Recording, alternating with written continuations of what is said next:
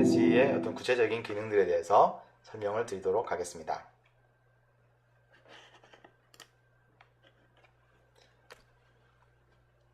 네, 프레지는 기본적으로는 발표 자료, 그죠? 프레젠테이션 자료를 만드는 것을 목표로 하고 있기 때문에요. 거기에 필요한 여러 가지 기본적인 기능들을 제공하고 있습니다. 그래서 여기서는 심플 오브젝트 이렇게 표현을 했는데요. 우리가 파워포인트를 이제 사용해 보셔서 아시겠지만 이 발표 자료를 구성한다는 것은 기본적으로 내가 전달하고자 하는 내용을 글로써 표현하고 텍스트가 되겠죠. 여기에 사진도 집어넣고 또는 동영상도 집어넣고 도형도 집어넣고 뭐 이런 형태로 발표 자료를 만들게 됩니다. 뭐 이런 면에서는 프레지도 비슷한 내용이 되겠고요. 가장 먼저 기본적으로 우리가 사용할 수 있는 것은 이런 텍스트 오브젝트를 사용해서 내가 전달하고자 하는 내용을 글로써 표현할 수 있습니다. 두 번째로는 여기에 사진을 추가해서요. 좀 더 다양하게 표현하실 수 있겠고요. 그리고 유튜브 같은 동영상, 그 다음에 PDF, 어떤 도형, 쉐입, 그리고 사운드라든가 심지어는 파워포인트 자료를 로드해서 프레지 안에다가 변환해서 집어넣을 수도 있습니다.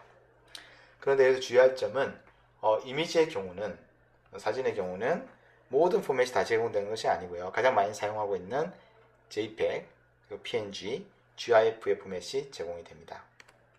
그리고 동영상 같은 경우는 프레지가 온라인을 기반으로 하고 있고요.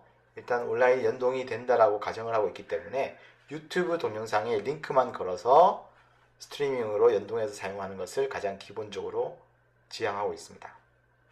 이렇게 되면 프레지 안에 우리 파워포인트 같은 경우는 동영상을 다 포함하고 있어야 되지만 프레지 안에 동영상을 포함할 필요가 없이 동영상은 유튜브에 있고 프레지는 그냥 그 링크만 가지고 연결할 수 있는 그런 아주 가볍면서 효율적인 그런 방법이 되겠습니다.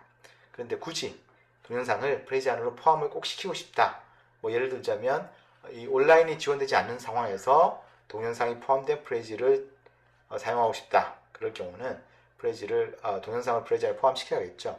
네, 그럴 때는 지원하는 포맷이 FLV와 SWF를 지원하고 있습니다. 여기에 있는 여러 가지 이런 MP4라든가 AVI, MOV 이런 포맷들은 지원되지 않기 때문에 주의하셨으면 좋겠습니다.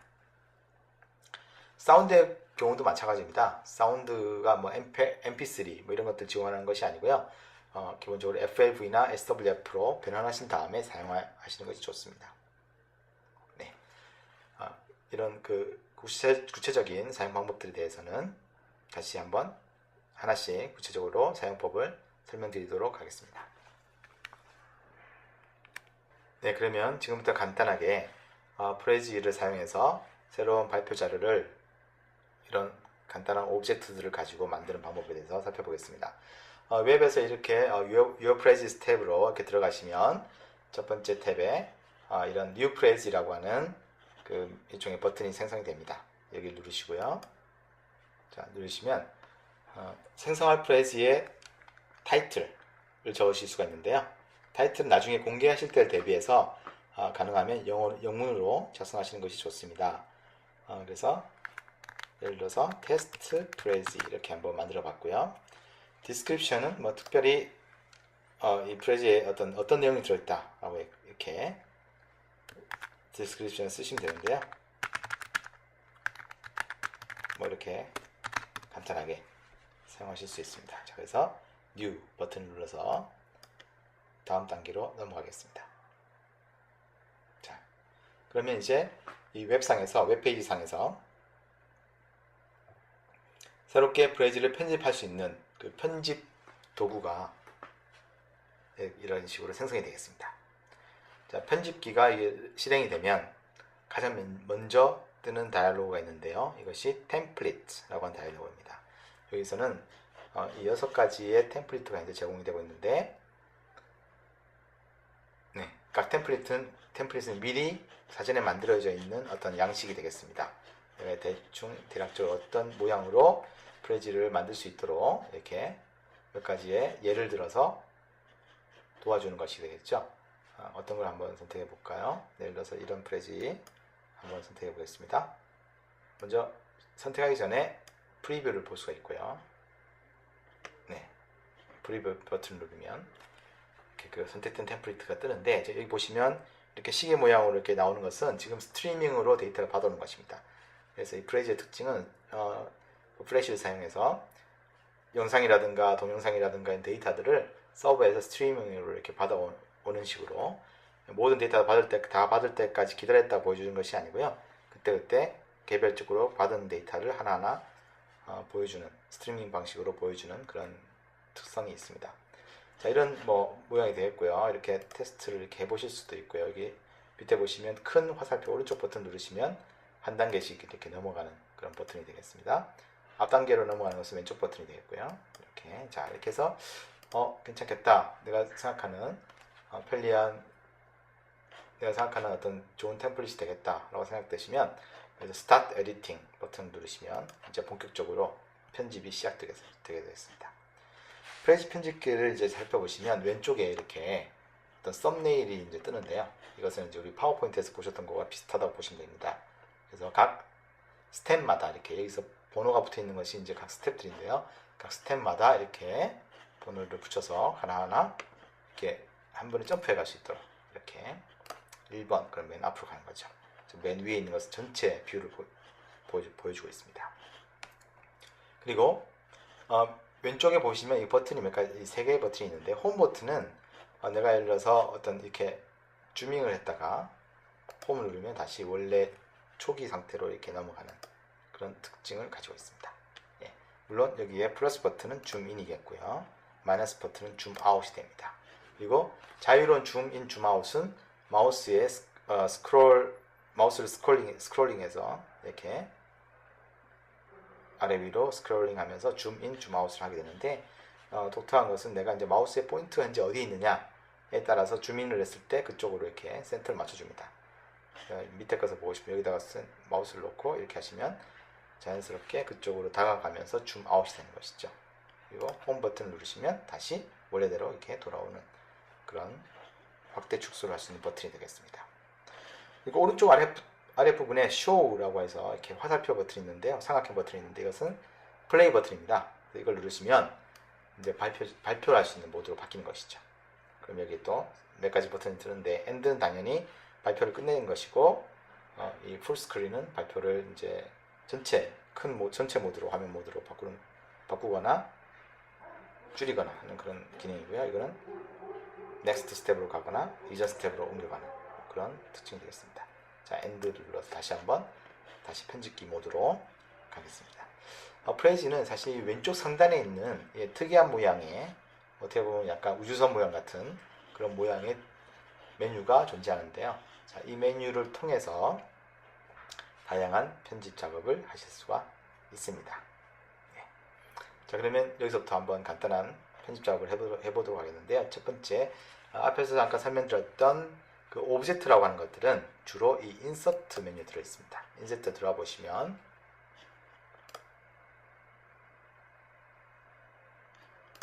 인서트에 들어와 보시면 이미지, 파워포인트, 유튜브.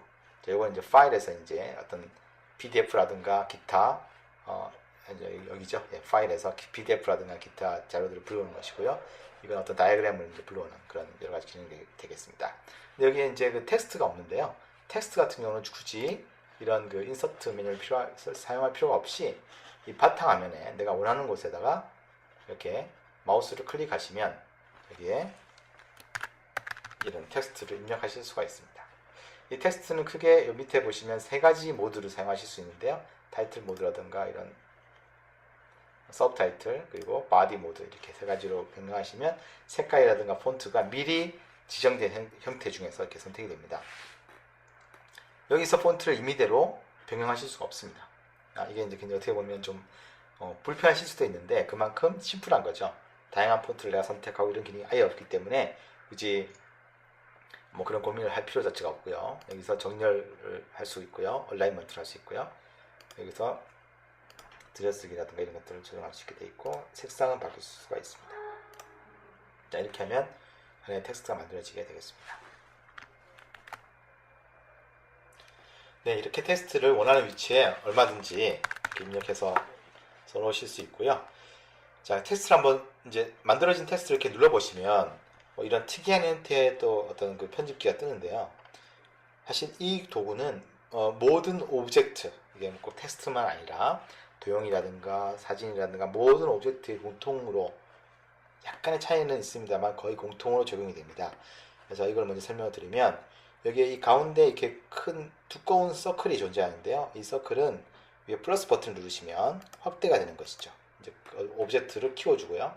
사이즈를 마이너스 버튼을 누르시면 이게 축소가 됩니다. 그리고 그 넓은 그 서클 영역을 누르고 바깥쪽으로 이렇게 움직이시면 자유자재로 크기를 변경하실 수 있고 안쪽으로 움직이시면 줄일 수도 있습니다. 그리고 이 서클 테두리에 이렇게 실선으로 되어 있는 또 어떤 이런 패턴이 존재하는데 이 부분은 회전을 위한 부분이고요. 이 부분에 마우스를 대시고 누르시면 오브젝트를 이렇게 원하는 각도로 회전시킬 수가 있습니다. 가운데 손 모양은 누르고 이동하실 수 있는, 내가 원하는 위치로 이렇게 사이즈를 키워서 이렇게 마음대로 이동하실 수 있는 이런 기능이 되어 있고요. 이 오른쪽 아랫부분에 있는 이 연필 모양은 각 오브젝트에 대한 편집 모드가 되겠습니다. 여기로 들어가시면 아까 처음에 봤던 비슷한 똑같은 그런 편집 모드로 들어가서 여기서 글씨를 편집할 수 있는 그런 기능이 되어 있고요. 다시 한번 눌러보겠습니다. 휴지통은 당연히 지우는 기능이 되겠죠. 그런 기능입니다. 또 한 가지 이제 생각해 볼 수 있는 것은 우리가 이렇게 마우스의 그 휠을 이용해서 이렇게 마음대로 축소할 때를 하실 수 있는데요. 가다가 이 바탕 화면 자체를 전체적으로 움직이고 싶다 그럴 때는 바탕 화면에 원하는 위치에 마우스를 누르시는데요. 길게 누르시면 이런 모양이 뜹니다. 그러시면 이때부터는 전체 캔버스를, 이 바탕 화면을 한꺼번에 움직이실 수가 있는, 원하는 위치로 이렇게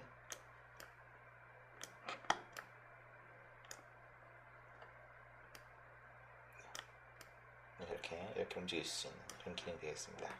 이 브레이즈는 메뉴가 그렇게 많지 않기 때문에 사실은 아주 직관적인 어떤 상호 간의 약속에 의해서 움직이는 것들이 많은데요.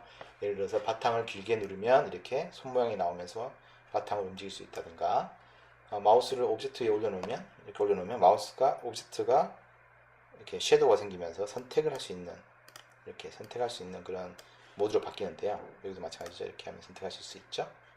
자, 근데 한 가지 재밌는 것은 이렇게 우리가 마우스 휠을 이용해서 오브젝트들을 이렇게 선택을 하시는데, 자, 이 헬로를 한번 들어가 볼까? 자, 어느 순간 오브젝트가 약간 흐려지게 이렇게 보이는 순간이 있습니다. 자, 이건 무슨 말이냐면 이 흐릿하게 보이는 경우는 이 오브젝트가 더 이상은 선택이 되지 않습니다. 자, 그렇죠? 헬로가 선택이 안 되고 새로운 걸 만들려고 하죠. 그래서 쉽게 말씀드리면 이 헬로라는 오브젝트를, 텍스트 오브젝트를 그냥 배경화 시키는 거죠. 그냥 배경이라고 보이는 거죠. 너무 크니까 백그라운드로 여겨버리는 거죠. 아주 깊게 들어갔기 때문에. 그런 기능이 있고요. 이걸 다시 줌 아웃 해버리면 색깔이 바뀌죠. 이때부터는 선택이 가능합니다. 이제부터는 foreground의 오브젝트다, 이렇게 얘기를 하는 거죠. 보시면 위에 글씨가 이제 아래에 있는 헬로우는 아직 크기가 작기 때문에 이렇게 오브젝트로서 인식이 되고요. 위에 있는 헬로우의 일부분은 이렇게 회색이 돼서 백그라운드라고 인식을 해버립니다. 그럼 선택이 아예 되지 않습니다. 이 모드에서 여기 선택 누르시면 선택이 되는 것이 아니고, 이 헬로우는 선택이 되지만 이 헬로우는 선택이 되는 것이 아니라 그냥 배경이구나 라고 인식하는 것이죠. 그건 아주 직관적으로 이런 미세한 색깔의 차이로, 명암의 차이로서 이런 것들을 구분할 수 있도록 이렇게 해놨기 때문에 주의하시기 바랍니다. 이런 것들이 이제 필요한 이유는, 프레지는 기본적으로 이렇게 줌인, 줌 아웃, 회전이라든가 이런 액션을 굉장히 자유자재로 할 수 있기 때문에 굉장히 작은 글씨부터 이렇게 큰 산까지, 그죠? 이렇게 큰 글씨까지 매우 다양하게 표현할 수가 있습니다. 그래서 이 각각의 다른 크기의 물체들을 서로 다른 레벨에 있는, 마치 우리가 인간의 세계에서 이렇게 보는 세상과 개미들의 세계에서 보는 세상이 다르듯이 차원을 분리시켜 버린 거죠. 가끔 우스갯소리로 이렇게 얘기를 하지만, 개미의 시선으로서 인간을 보면 어떤 같은 비슷한 형태의 자기네 곤충이나 동물이라고 인식이 안 되겠죠. 어떤 대자연의 일부라고 그냥 보거나, 마치 사람이 큰 산에 들어가서 숲을 보지 못하고, 그죠? 산의 일부만 볼 수 있듯이 그거와 비슷한 개념으로 이 접근을 했다, 이렇게 보시면 되겠습니다.